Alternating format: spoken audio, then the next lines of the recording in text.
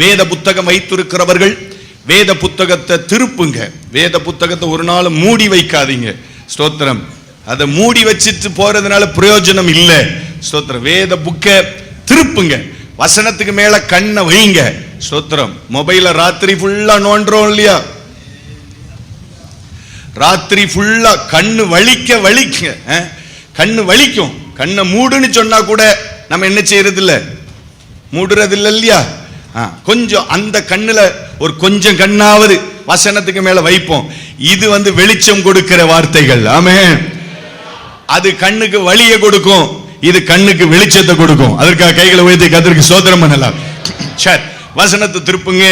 2 தீமோத்தேயு 3வது அதிகாரம் 1வது வசனத்திலிருந்து 5வது வாக்கியங்கள் வரைக்கும் உள்ள வார்த்தைகளை வாசிக்க கேட்போம். மேலும் மேலும் கடைசி நாட்களிலே கொடிய